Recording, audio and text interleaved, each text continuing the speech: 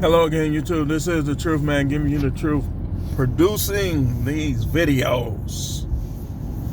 And I got another one. I want to talk about this false narrative about a person not being pro-black because they don't live in these slums. That's just not true, man. That's not true. Like, it's just not. Like, okay, so for a person to prove they're pro-black, you're basically saying that they have to stay in these areas with these wayward teens, stealing cars, breaking in your house. They sitting there with their blind down like this, watching your schedule, watching your every move. And as soon as you leave, you come back, all your stuff is gone out of your house, all your valuables. So you gotta, that's pro-food, not pro-black. You're not a pro-black for living in these areas. You're a pro-food. You're pro-idiot. You're pro-whack. Because the smart black people know that they can't live around some of these savages. Yeah, I'm going to talk about them. I'm going to talk. If you don't want me to talk about you, your kinfolk, change. Get better. See, that's what's wrong with the world. Like, one of the things that's wrong with the world is people want to do the most ridiculous things and say the most ridiculous things. And out of their own insecurities and arrogance, they want everybody else to go along with it or not to say nothing. And if you say something, they don't like you. Listen, I think y'all nobody know. I really don't care who likes me. Especially people who know me. Like, has that changed me? People saying they don't like me? Of course not. Of course not. Because when a person says they don't like me, I try to figure out what's the reason. And I make sure that it's not because of any foolishness with me, but not because I care. It's just the way I want to conduct myself. I want to conduct myself in a highly intelligent way. That's the only reason why I do that. But this false narrative about people, like, I like Tommy Sotomayor, and I'm one of the people, I watch Tommy Sotomayor. I've been watching him practically for a while. Like, in the beginning, when everybody was mad at him for what he was saying, I was looking at it like, you know what? He kind of right about that. You know what? He kind of right about that. But when he brought up Tariq Nasheed and how he lives in a nice area, that don't stop you from being pro-black, man. In fact, I think it's a good example for other blacks. Like, look at me. You know, I'm still in touch, but I got money now, so I'm finna live in better areas. You know what? Listen, man. Y'all, I got a corrections background. I know how these guys think. You can't live around these guys. Like, what's that at? Well, that's a wrinkle. You can't live around these guys. These guys, you'll be the type. Let's say you're a person. Yeah, you say, well, you know, I don't want to put all my money in the bank because I know they just gonna give it to this person or that person. So you buy you a safe. Let's say you one of those people, and you put tons of money in that safe. What are the chances of somebody trying to get that safe in a rich area? What are the chances of somebody trying to get that safe in a poor area with broken homes and ghetto baby mamas with 4 or 5 kids and these guys trying to take the thug road, thug life? Some guys do stuff just to try to fit in and try to have some type of strike. And then once they get that initial strike, now they going up the ladder in thuggery.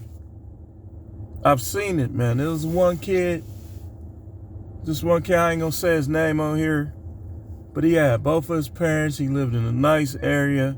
Unfortunately, somehow, somewhere, I don't know if it was his old neighborhood or whatever it was, his relative, he just was around the wrong crowd. And now he just now he's going to prison for real. He couldn't change his ways. Like, it happens, man. Like, sometimes you could be the good parent, but if you one of them people who think that you being in touch, you being pro-black by staying close. Listen, when you start to get richer, if your relatives ain't going up the ladder on the side of you, because they ain't going to go with you, then you might have to kind of distance yourself from them. I ain't talking about that little distance that some people do where they think they know what you got and they really don't. So they try to distance themselves from you got more than them.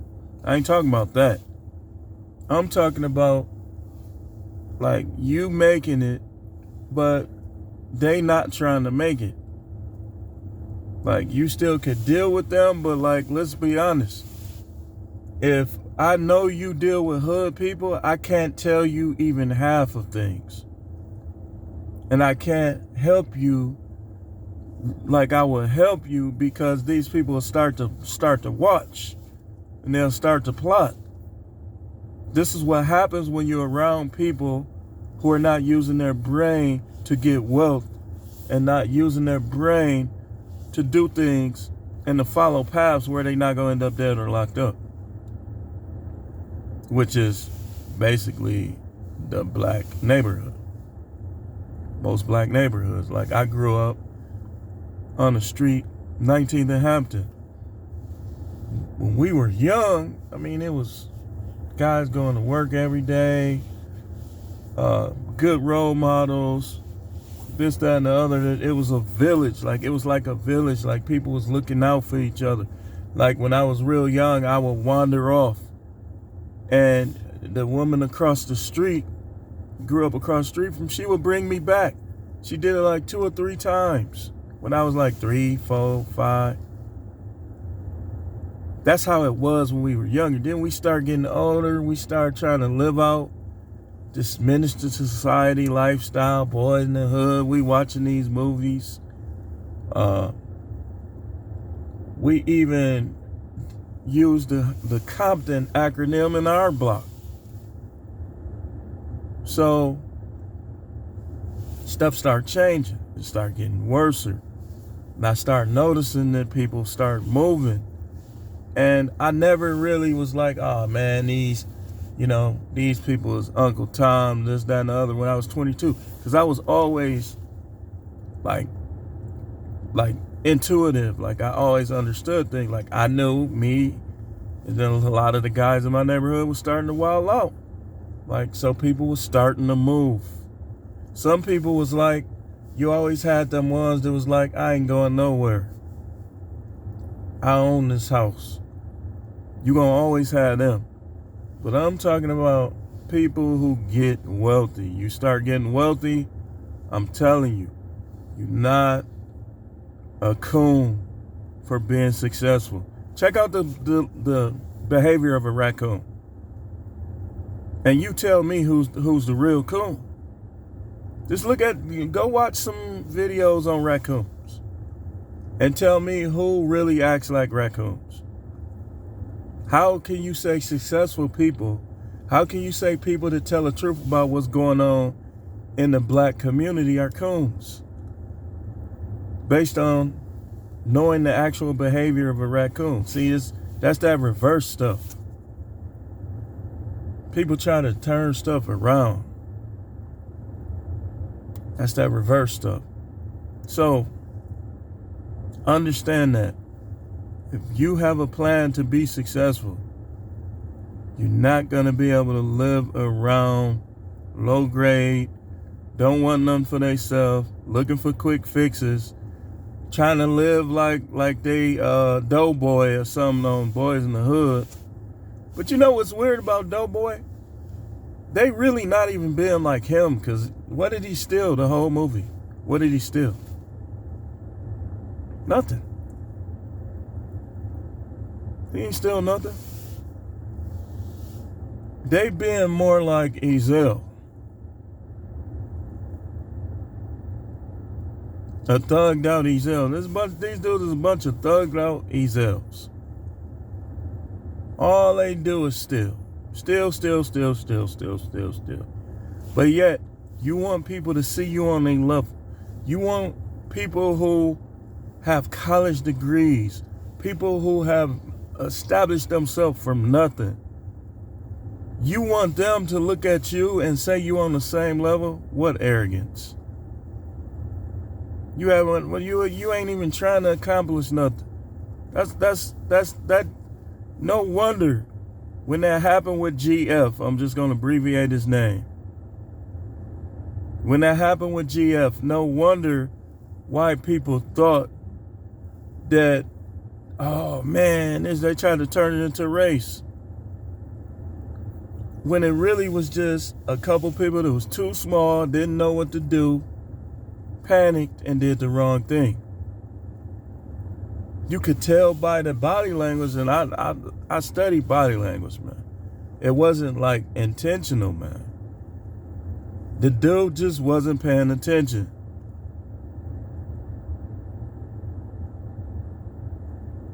But, of course, they want to turn everything into more because a lot of people just want a reason to tear up the businesses in their community like bums. That's why, again, stop putting businesses in their community. The foreigners, they know black people ain't gonna stick together, black people ain't gonna get nothing. So their goal is to establish businesses in our areas and take whatever it is we got for themselves. So they know this stuff. And then when stuff happen, they gonna pay the price. Hey man, it's hard to feel sorry for them. Hard to feel sorry for them. So yeah, I disagree with that premise. It's a false narrative. Because you're black does not mean you have to stay around other black people. It does not mean you have to deal with only black people. Box you in with only blacks. That's not what that means. You don't try to act like you better than them, but at the same time, I may be doing better, but I'm not gonna think I'm better because I want them to come along with me. And then we'll all come back and run the garbage out of these hoods and establish it.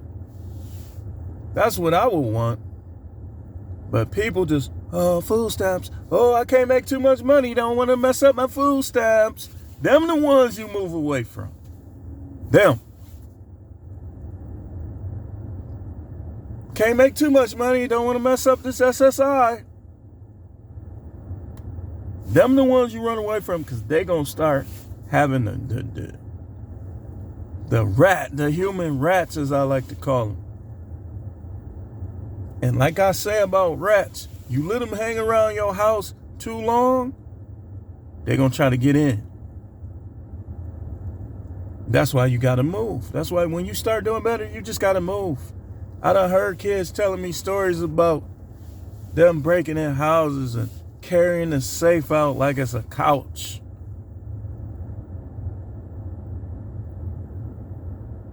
So no, I don't agree with that premise, man. I think it's dumb. Until those areas get better, do you actually think if people rose up, start doing good, kids is good, kids going to school, kids trying to stay on the right path, good, do you actually think that I wouldn't move back? That if I moved out, you think I wouldn't move back? When all that stealing, all that drugs and all that stuff gone, you think I wouldn't move back? Come on now, you must be weird. Now I would have my choice, but that would be my first choice. Nothing against other people, but if I had a bunch of people with high incomes, good kids, families, and the ones that's single, They hang with the right people, deal with the right crowd, drug free. All it. Do you actually think I wouldn't consider moving there? Come on now. You clearly don't know me. What I don't like, I tell y'all all the time, I don't like thieves. I don't like people walking around trying to act like these rappers. Because I know these rappers is getting paid to destroy black community. The stuff they talk about destroys the community. Destroys relationships. So, if all of that was out the way, let's say, well, they said, well, if you're going to rap, you got to rap stuff that's going to help people. You got to learn how to rap constructive rap. And everything just turned around, I'll be right there with my stuff, moving back, right back. But now my plan is to get away. They done stole one of my cars. Let's go back. People, they done stole a barbecue grill out of my yard before. They done stole, they stole my car in my lifetime. I probably had 1, 2, 3 cars stolen. I've had another 4 or 5 cars vandalized looking for stuff. All of this nonsense. So I'm supposed to want that. That's what I'm supposed to want. I'm supposed to try to make amends and have a relationship with people that don't mean well by me. Come on now. Come on now. Come on now. No. That narrative is false. You're not a sellout because you're successful and you move to a better area. You're not even necessarily a sellout. It just would depend if you marry somebody that's not black. It would depend on your actual motive and what you believe about black women. Me personally, I think women is women. I think they all do the same evil stuff and good stuff. Now, I used to be the type, black, that's it. Till I start seeing more. I start opening up a little bit. And I start seeing them doing dirt, but also other women doing dirt, the same dirt.